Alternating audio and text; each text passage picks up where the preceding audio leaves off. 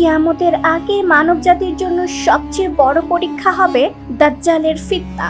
মহানবী হযরত মুহাম্মদ সাল্লাল্লাহু আলাইহি ওয়াসাল্লাম সাহাবীদেরকে একাধিকবার সতর্ক করে বলেছেন, আদম আলাইহি ওয়াসাল্লাম থেকে কিয়ামত পর্যন্ত দাজ্জালের ফিতনার মতো ভয়ঙ্কর পরীক্ষা আর কখনো আসবে না। সে এমন অলৌকিক কাজ দেখাবে যা দেখে মানুষ বিভ্রান্ত হয়ে তাকে ঈশ্বর বলে বিশ্বাস করতে শুরু করবে। দাজ্জাল নিজেকে আল্লাহ বলে দাবি করবে এবং তার দাবির পক্ষে নানা ভ্রান্ত প্রমাণ হাজির করবে।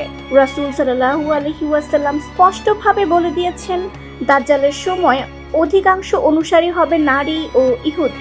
বিশেষত ইরানের ইসফাহান শহরের 70,000 ইহুদি তার অনুসারী হবে, যাদের গায়ে থাকবে বিশেষ ধরনের সেলাইবিহীন পোশাক। হাদিসে বর্ণিত সবচেয়ে বিস্তারিত ঘটনা আসে সাহাবী তামিম আদ-দারি রাদিয়াল্লাহু আনহু এর মুখ থেকে। তিনি ইসলাম গ্রহণের পর রাসূল সাল্লাল্লাহু আলাইহি ওয়াসাল্লামকে জানান, একবার তিনি জাহাজযোগে ভ্রমণে বের হন। তার সঙ্গে লাখাম ও জুজাম গোত্রের 30 জন লোকও ছিলেন। 1 মাস ধরে প্রচন্ড ঢেউ ও ঝড়ের কারণে তারা দিকভ্রান্ত হয়ে সমুদ্রে ভেসে বেড়ান। অবশেষে তারা এক অচেনা দ্বীপে পৌঁছান।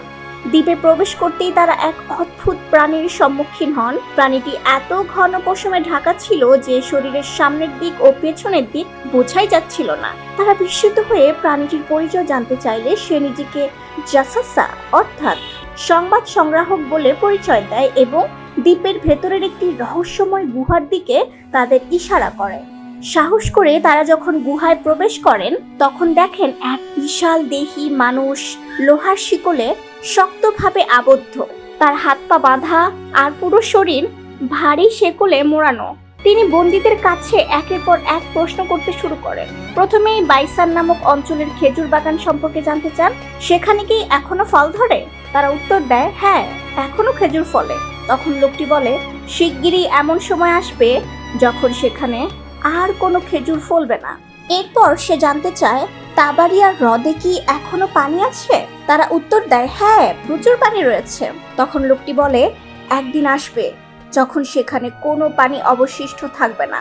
আবার সে জানতে চায়, জোগাড়ের ঝর্ণা কি এখনো প্রবাহিত হচ্ছে এবং মানুষ কি সেই পানি দিয়ে চাষাবাদ করছে? তারা জানায়, হ্যাঁ, পর্যাপ্ত পানি আছে এবং মানুষ চাষাবাদ করছে।